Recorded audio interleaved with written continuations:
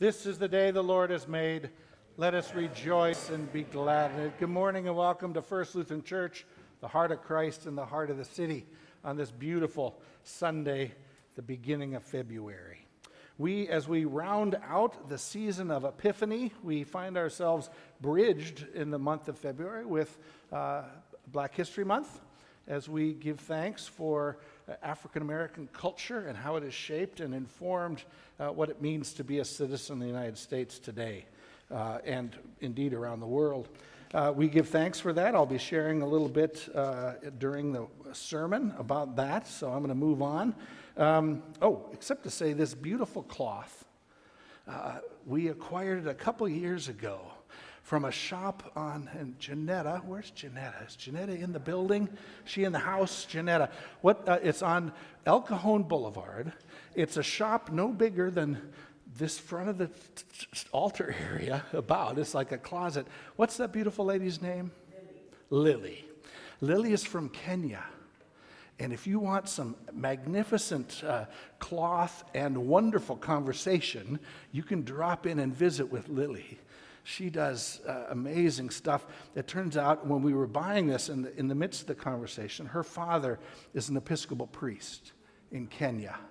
So she was thrilled to know that this fabric from her homeland was going to end up in church. So there's connections on top of connections that we celebrate and give thanks for. So go see Lily. Tell her I sent you. Tell her Janetta sent you. Then I'm going to skip over lots of great information that is in the bulletin and print for you, just to share that we would invite you to stay for after the worship for a cup of coffee, a treat, have a seat in a table, and then we're going to commence part 2 of our annual congregational meeting, which is the reports of the various ministries. And I think you'll be happy to see what those are and some of the great things that have been happening this past year and what we anticipate coming for next year. Then it's also on for those who are worshiping online, Christine, if you're with us, Rebecca, Jean-Claude, Nancy, Matt, if you want to join the congregational meeting and a Zoom meeting, you can do that. There's a link in yesterday's worship email that came out yesterday morning. So, Lent.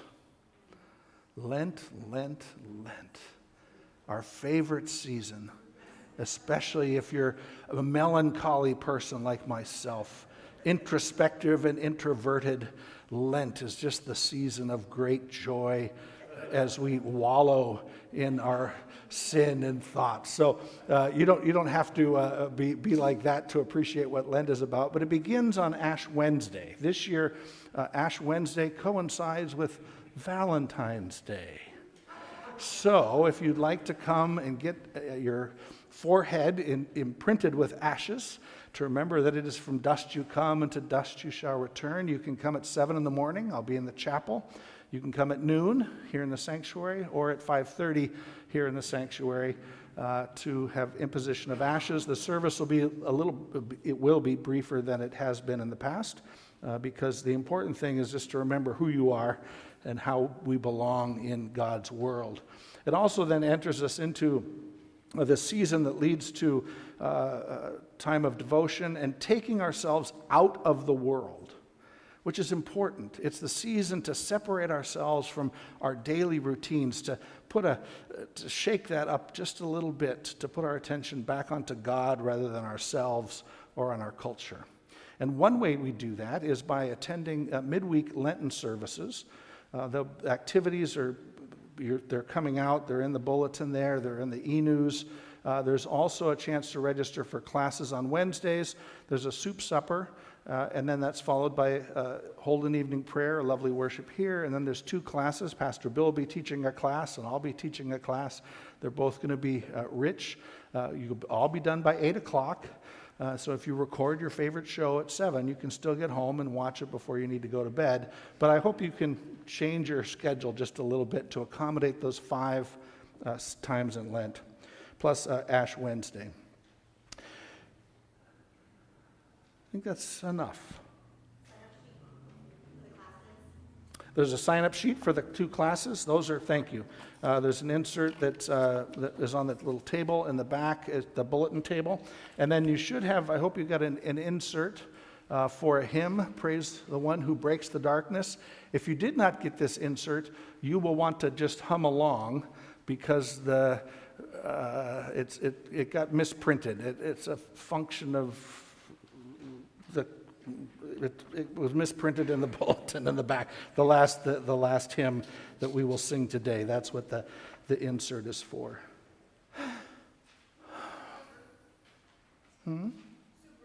Yep, there's lots of things to read your bulletin, take your stuff, take it to heart, come join in everything.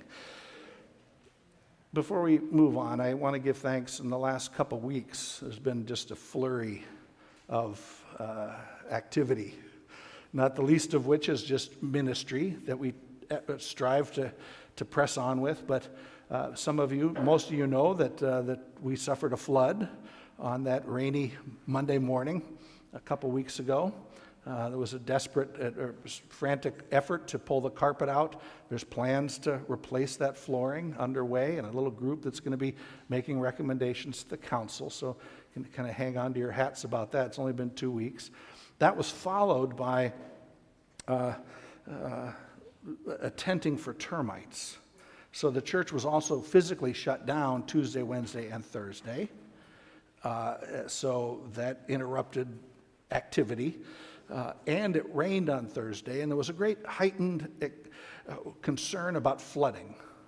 Now that we've had a flood, there's concern about a flood. So I couldn't get into the building because it was all tented, but I sat in the rain in the car and tried to work, and every 20 minutes came down to check the drain. And I want you to know that the drain worked just fine. So that's, and I expect tonight and tomorrow and Tuesday it's going to work just fine again. And there's no more carpet to destroy, so we're good to go. Anyway, glad that you're here. Please rise, turn, and face the font, and we begin our worship with confession as we hear God's forgiveness